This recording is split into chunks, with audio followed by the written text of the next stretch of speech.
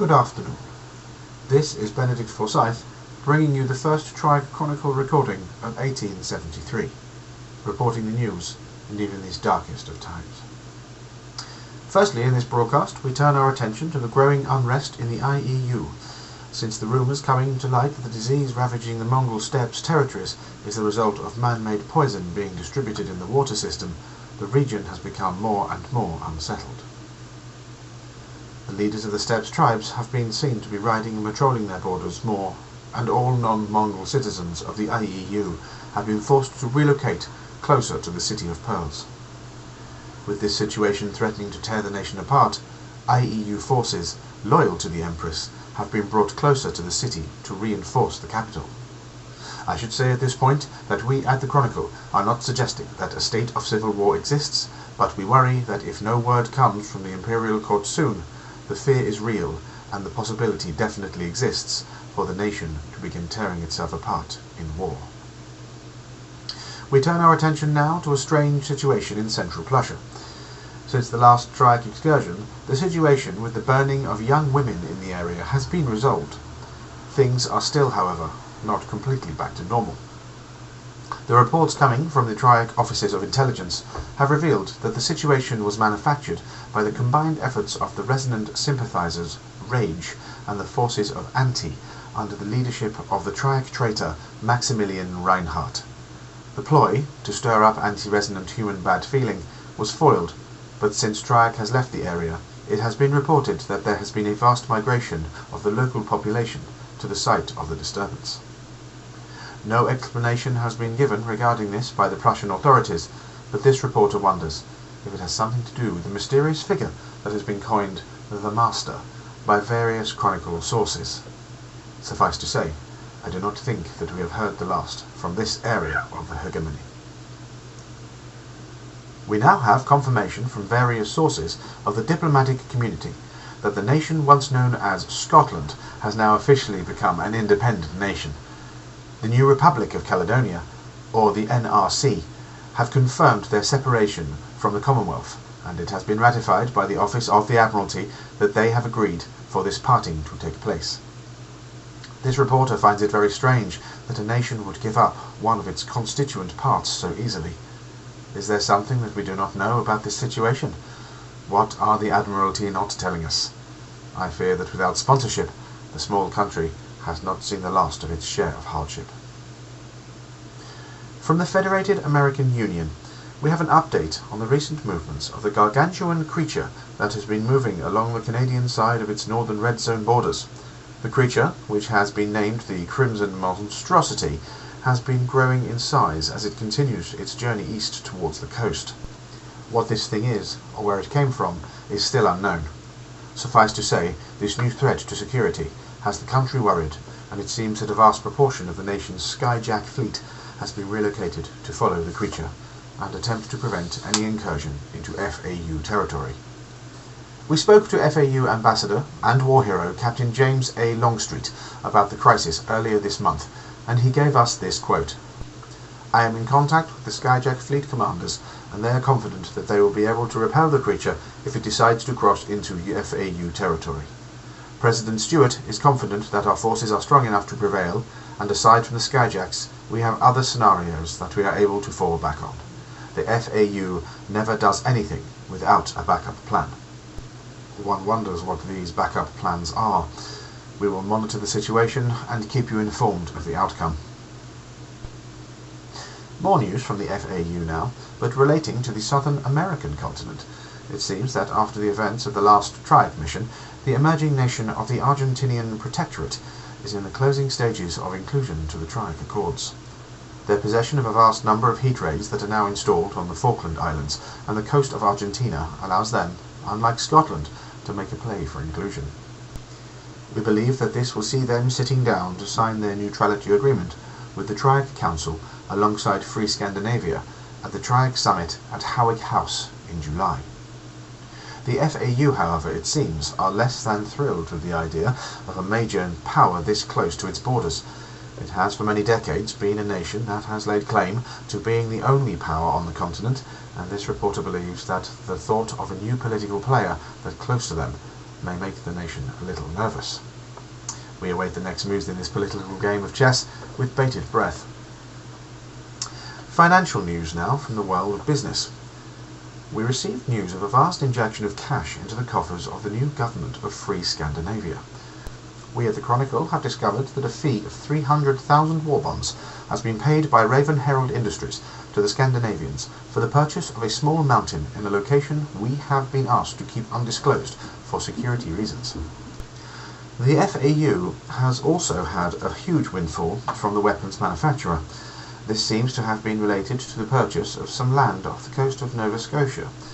It seems that a vast amount of war bonds has been paid to the nation, which we assume has been greatly received. What is Ethan Harold doing in these places? Why does he need to make such huge purchases? Surely even the might of RHI should feel the sting of such a phenomenal amount of outgoing. When we asked a spokesperson for RHI, we received a flat answer of no comment, with no other response forthcoming. We will continue to watch the situation unfold with interest. In Russia, there have been reports from our sources of vast swarms of what can only be described as slow-moving redweed mutants travelling in the direction of the collective. When we inquired about this with the authority of Sector 1, we were given this reply by TRIAC Ambassador Yuri Andropov. The collective has nothing to fear from these weak enemies of humanity. The Russian people will destroy them just as they have destroyed all enemies that have attempted to breach our walls. The exaggerations of the press are not to be trusted, and the authority and the doctrine will prevail as the Absolute wills it. Confidence indeed, listeners. It seems that the collective are yet again trusting their own xenophobia and iron walls to defend them from not only the hordes of enemies without, but also from truth and reason. We will keep you appraised of the situation as we receive more information. We also have news coming in from an undisclosed source about a major operation by the scientific forces of the Arctic Concord in the international waters of the Arctic Sea. Our sources, who have requested to remain anonymous, have reported that a huge salvage operation is underway by the Concord to bring an unidentified object, or objects, up from the bottom of the sea. Sources state that this endeavour, purportedly codenamed Operation Discovery, is possibly a relic of Martian origin, but its actual composition is as yet unknown. What are the Concord hiding in the Arctic North? What have they found? And why has it not been announced to the world? We attempted to contact Dr. Lansing to get a comment from his office, but the good doctor is currently not in Concordia, it seems.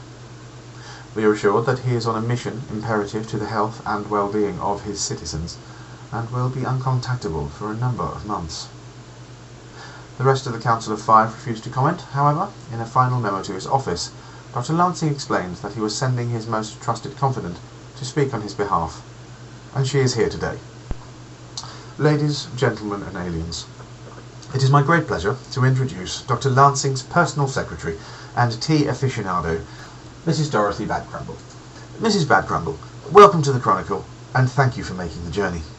Thank you for inviting me, Mr. Forsyth. It's a pleasure to be here. Well, you're very welcome, I'm sure.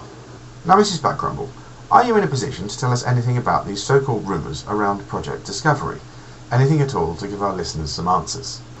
Well, in all honesty, Benedict, I'm not sure what there is to tell. A salvage team has uncovered some interesting wreckage on the bottom of the ocean, and we're in the process of bringing it to the surface as carefully as we can. I'm sure that the information on this will be provided when we have a better idea what we're dealing with, but for now, let's just see what happens, eh? I see. Very well. Moving on. On another mysterious note, we hear Dr. Lansing is away from Concordia at the moment. What's the good doctor doing? We hear it's something vital to the protection of Concordian citizens. Can you shed any light? Oh yes, I can confirm that the doctor is away at this time. I packed his luggage myself.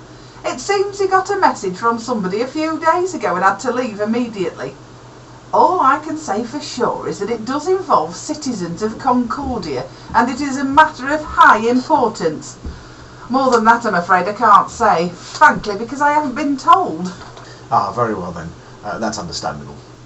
On a lighter note, I would like to ask you a few questions of a more personal vein.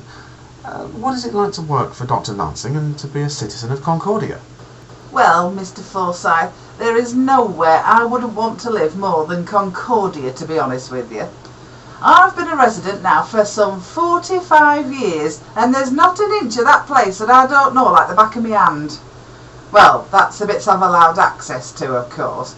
There's not many a citizen is allowed down to the black level, and I'm sure you wouldn't want to go either.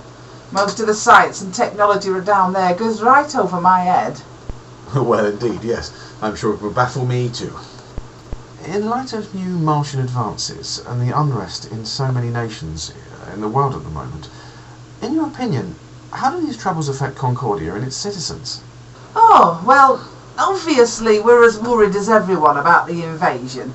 And, well, it's always concerning to think that Concordia could become the target of the Martians, but we soldier on just like every other nation in the world. I mean, why should we be any different?